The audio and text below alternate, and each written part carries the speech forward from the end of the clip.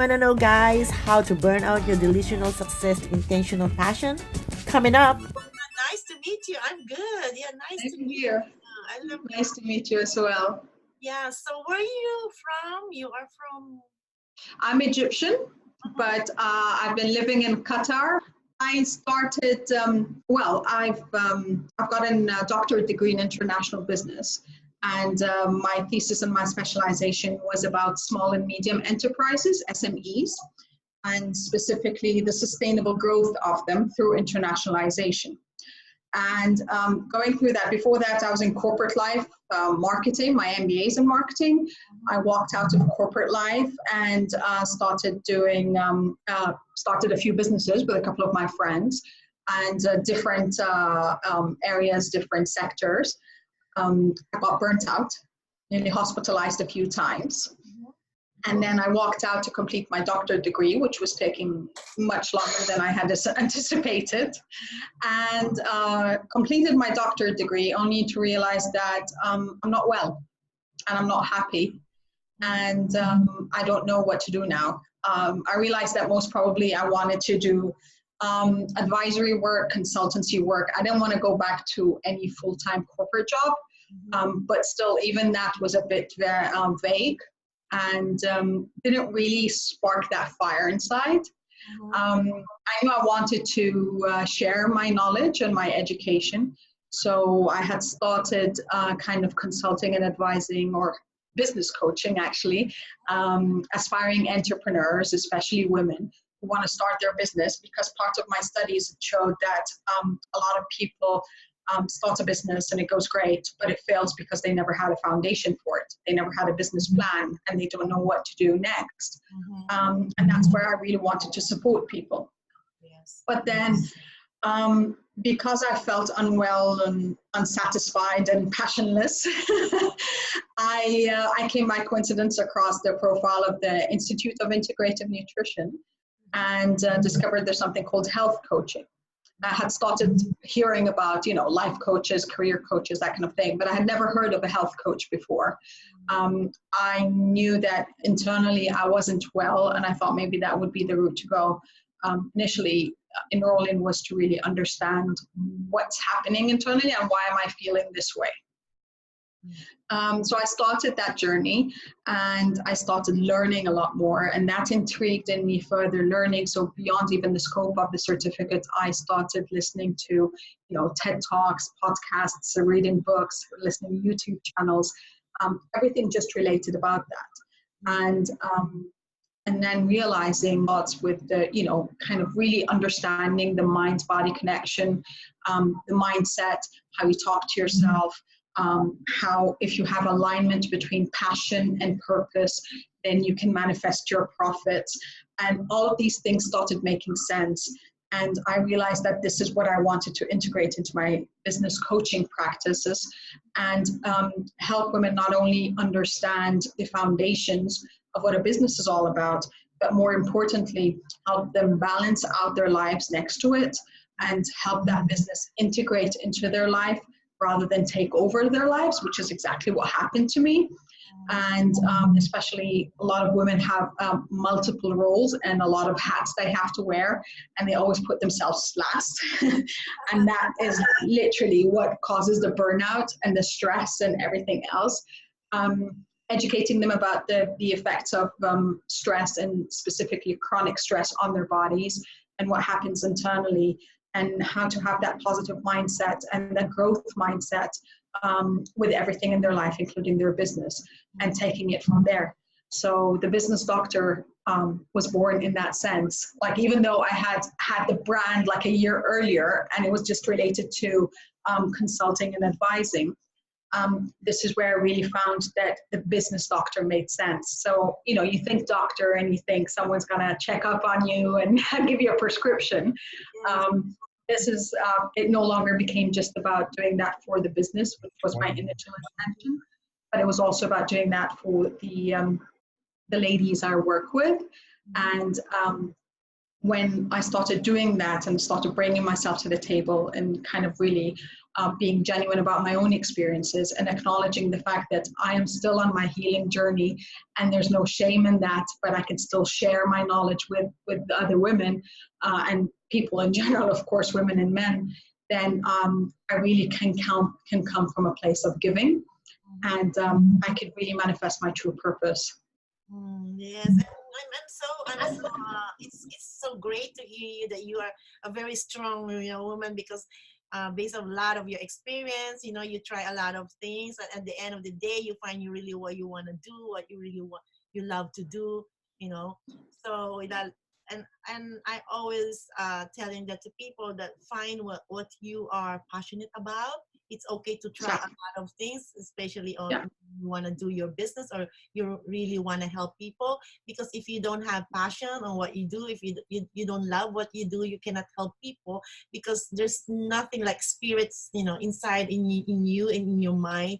So yeah, it's just takes time till you try a lot of things until like you did. Now you find the things that you really want to do, and you're really willing to help people and spread your words and message. So for those who's watching this video and really want to connect with you, and they really need your service about what's the burnout, delusional success. What do you mean by delusional success? I'll tell you. I realized that most of my life, up until I was 40, which was last year, but up until I was 40, I was following the checklist of what society and family and people around me have put for me, and that included getting the job, finishing my education, getting that job, getting that extra education, whatever it is. But in essence, so on paper, if you look at a CV, yes, I'm supposed to be successful. Yet I never felt it because I had self-worth issues. I never stopped to acknowledge my self-worth because I had always had something else to strive for. So in essence, for me, it was a delusional success because it never satisfied my inner passion. I knew at times I got the whims of, I know I'm good at this, but is it really what I want to do? But you find yourself that you're kind of pushed into it further. And if you try to step out, people look at you like you're weird. How can you leave such a high job in a corporate world and do nothing? Or what are you going to do next? I don't know. What do you mean you don't know? And you actually get attacked for trying to find your own path. So that was for me delusional success. It was being on that the hamster wheel, striving for more jobs, more titles, more money, because that's, these were the success factors of the society, leading to my burnout. There were times I'm in the hospital and I was like, what am I doing here? And when does this end? When can I get out of this vicious cycle? So it was delusional success leading to burnout. Now, as the title entails, the second part is I'm more towards intentional passion. I'm choosing this for myself now. This is what I want to do. I'm not saying that everyone around me understands it, and I'm okay with that. I've made peace with that, and I realized that my success factors have shifted. And I've put for myself a whole new list that does not necessarily conform to societal standards. And I'm more than happy with it. I don't have to fit within a certain framework to be accepted. I am trying to enlighten and empower women, especially, beyond what we have been conditioned to believe. And I know that I will find a lot of resistance. I am finding it, and I know it will continue. Because you're shifting mindsets, you're shifting what you're conditioned for and conditioned to, and you're telling people you have to reprogram your subconscious, and they look at you as like, huh? Like, okay, let me break it down, So it is exciting, but also my message is that nothing is really impossible. You can do whatever you want. It's just a matter of acknowledging the fact that you do have control over your life, and you do not have to live your life from the perspective of, oh, what can I do? You know, this is where I am. So you're not bound by your physical environment and your, you know, your societal environment and the cultural environment, all of that.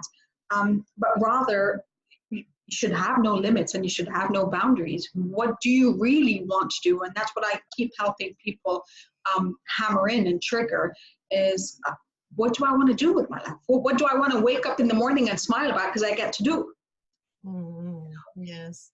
Because that gives you the endurance and the perseverance and the resilience to keep going and to accept the no's and move on and do something more every single day.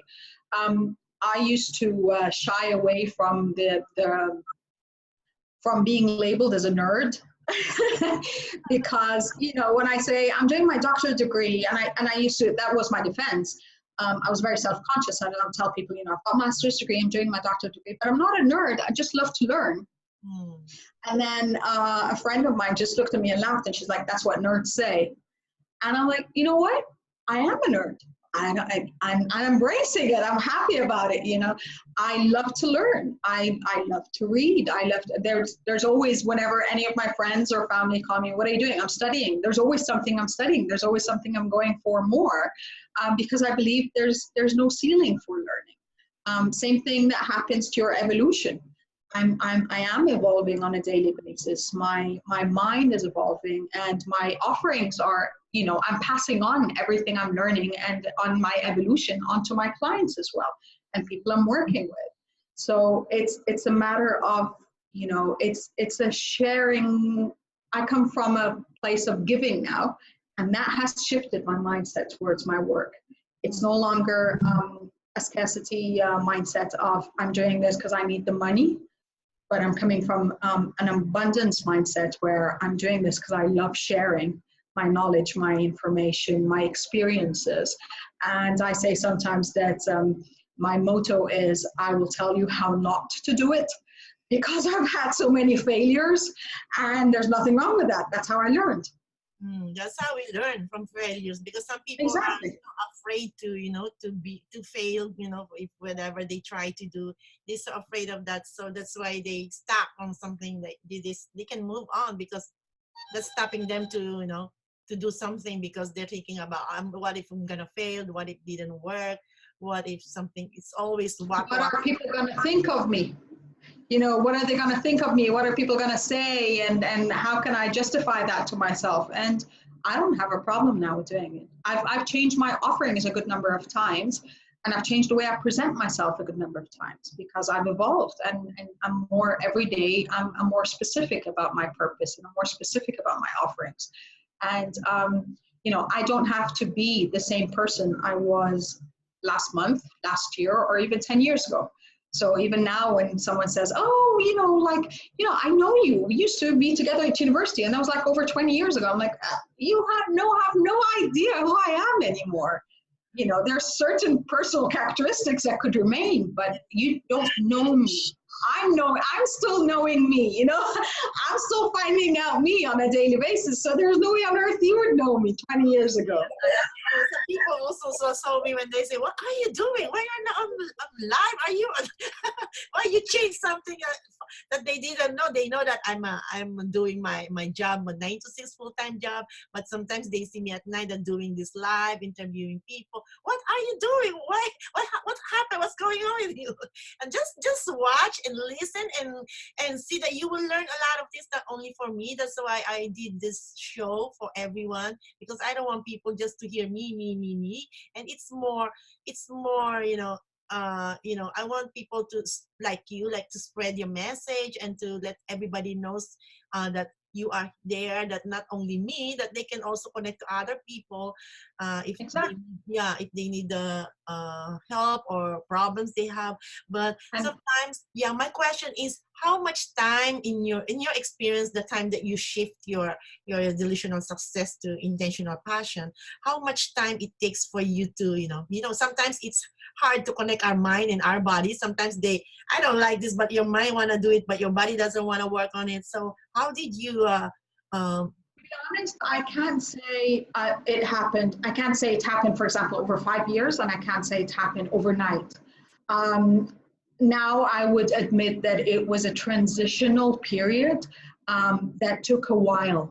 But the point is, you really have to be open for it. For some people, it just happens overnight. You know, they listen to something or they meet someone and they wake up and their life has changed. I was not open to the universe and to all the messages I was getting and all the signals I was getting because I was resisting it. I was resisting change because also I came from the fixed mindset of these are my obligations and these are my success factors and I have to satisfy them. I believe the minute I think the most transformational period of my life has been the last year and a half. And that's where I had my first phone call with a coach, a video call, and we were talking, and that's when he made me, you know, when someone's like, snap, and I was like, oh my God, I had, like Oprah calls it, my first aha moment, that he had told me that, you know, I kept repeating the phrase, not good enough. And for me, that was the first wake-up call of, I thought of myself as not good enough, and I did not fully acknowledge and embrace my self-worth and what I had achieved to date. And this was just like literally a couple of weeks before I completed my doctorate degree. And until that point, I was not good enough. I think that was the main trigger for me and even beyond, so after completing my degree, I still didn't feel, I was like, okay, so what? I'm a doctor. Now what? You know, I was like, what do you do with it? You know, where do I go from here?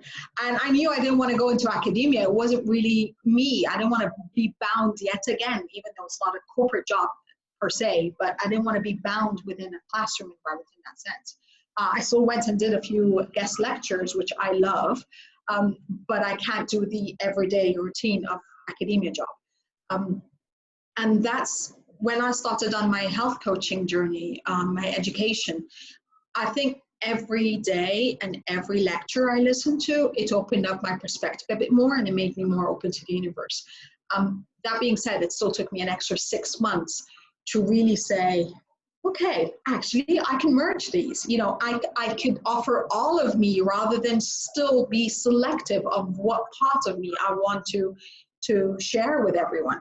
So I was still in the mindset of I'm a doctor in business. That's what I need to do because I've worked very hard to get to this point. It took me 6 years to achieve my degree. But then, okay, hang on, you know, why not merge? If I offer all of me, and when I was doing my branding and my website and everything, and I sat and started really putting together my offerings and my groups of services, that's when I really started opening up. And since then, it's been an amazing journey because every day I feel like a piece of me has transitioned from the delusional success to putting my own standards and making them evolve on a daily basis and really live with intent rather than just react to everything around me. And does that make you really inspired when you merge your career and then your business, and that really makes you inspired, and you get a lot of things that you wanted to do to help people when you emerge it because of your experience, your knowledge, things like that. And yes, so yeah, so when people like want them to transform their mindset, and it really takes time, and sometimes they're giving up, you know, oh, it just takes time, it didn't work, nothing changed, I'm doing this for, like, for example, for a year, but I'm still the same. So what advice can you give to them when they feel like that? The first part is it is very difficult to do it by yourself. Why? Because yet again, you are still in that mindset where you believe whether you're in complete denial of there's nothing wrong and this is a great life, but you still wake up with a heavy heart, and or you come from, I'm a know-it-all, it's easy, I can do it. I did not do it by myself. I had support. I went to coaches and they helped me, whether it was a business coach to start with and then an empowerment coach, and then going for more business coaching just to be able to clarify. So I can, admitting the fact that I can help coach others and I can empower and support others while I myself are being coached is a great mindset to be in. So you're open, so that makes it that you're also coachable. So you're not resisting. When you come from a place of resisting, oh, I've done that before, then, you know, full stop, it stops there because you are not willing to try. There's always something that I tried a lot of things before, but I never stuck with them. Why? For example, when it came to my nutrition and my lifestyle, I tried to take on everything at the same time. So I made a complete 180-degree shift. The last year of my doctorate, when I walked out of my private businesses and I decided to work on my thesis only and just get this out of the way, I actually went full throttle. So I discovered CrossFit and kickboxing, and I was doing those 5 to 7 times a week. I was eating very healthy and including weighing my food and measuring macronutrients and all those kind of things. But I also was I was working towards my doctorate, completing my doctorate thesis, my doctoral thesis at the end. And what happened is, instead of me losing weight because I was fixated on the weight part, I actually gained 20 kilos. So it was like, what happened there? I followed the book. I followed the checklist. How can that happen? And I realized that, first of all, I tried to change my whole life overnight, and that's never going to work. Number 2 is I eliminated, or I actually ignored, the biggest factor in my life, which was chronic stress at the time. And chronic stress does a lot to your body internally. So whatever you're doing on the outside is really not going to translate because it's not going through healthy channels internally, you know. So it's just doing that. It's addressing, and that's why now even one of the seminars I do is called 12.5 Steps to Better Health. And it's literally just small habit changes that I tell people, don't try to do them all at once. It just doesn't work. You have to give yourself the time to embrace healthier habits, whether that be physical, mental, spiritual habits, and let yourself get used to them before you move on. You had not reached, if you're in a burnout phase, you do not burn out overnight. So you cannot alter your whole condition overnight. And I think that's the biggest thing. People lose faith in something or in the process whilst they're not following through with it. And they're trying to do a lot at the same time. So now when I work with my clients, I'm like, okay, this is something that needs healing, but we're not going to address it now because we're working on another issue. Or, you know, bear in mind, this is what's happening. The power of thought. So I send them even like YouTube videos of affirmations, positive affirmations to start their day with. The power of a morning daily routine. But the point is, I don't try to overwhelm them all at once because everyone will snap. It's like whoever you are, you'll snap. You can't do it all at once. Yes, because then also you won't feel like you're being genuine to yourself. You'll be in the fake it till you make it, which doesn't always work when you're incorporating healthy habits. You know? Exactly, yes. People wants to jump into a quick result or quick success. And even though they hear what you said or some people advise, they just consume it, but they didn't, you know, they didn't take an action. Even though you take exactly. Of course, you need somebody else to, you know, to support you, like people like, you know, coach.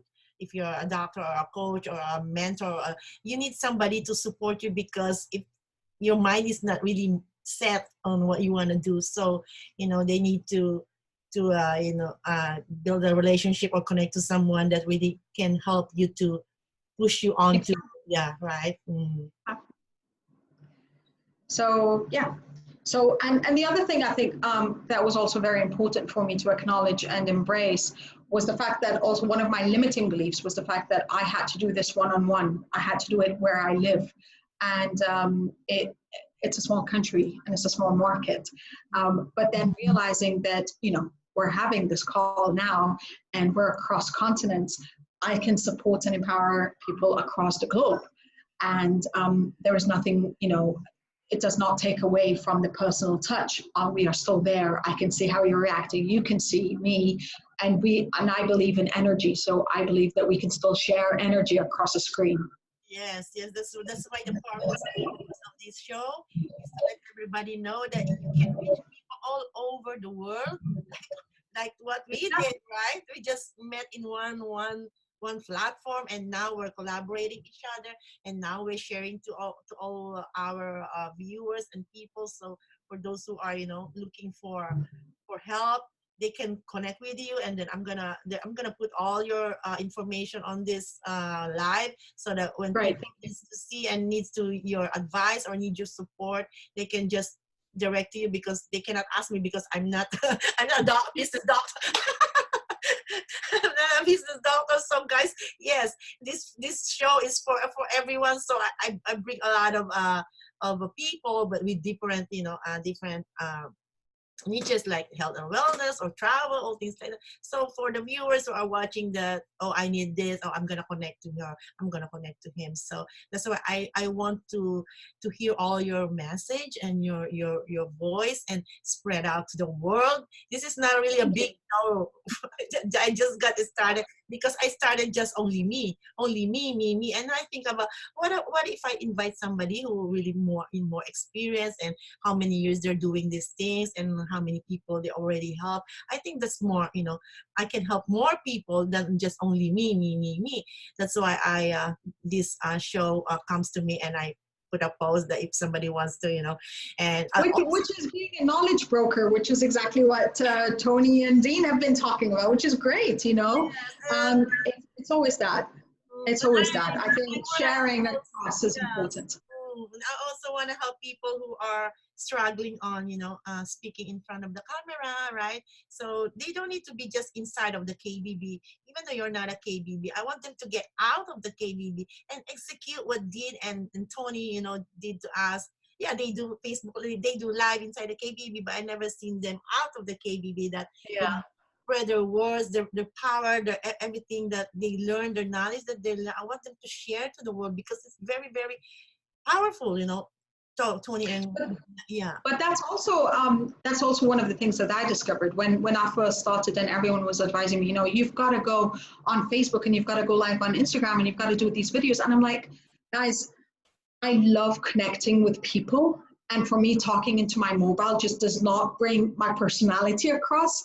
And even like, I know my friends, my sisters were watching, and they're like, yeah, you're not really you on that screen. I'm like, I know, I just can't talk and smile back to myself, but I can be me when I'm conversing with someone, because I thrive on answering and tapping into my brain and finding resources to be able to assimilate information, to be able to answer a question.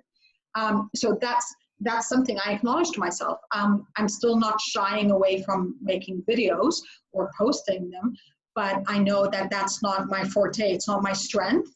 And I've made peace with that. No.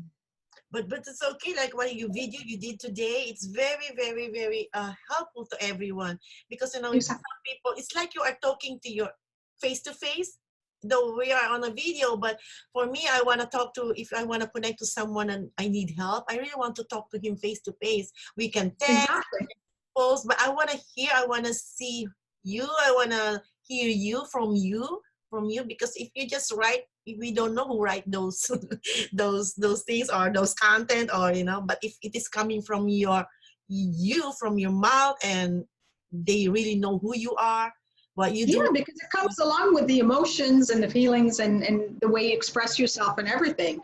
And that's why I encourage a lot that when people even have an argument, please don't have it over text messages, because you're not understanding. Something that could be just okay could come across really aggressive when you just mean, okay, fine, I get you, So we just need to communicate in person more.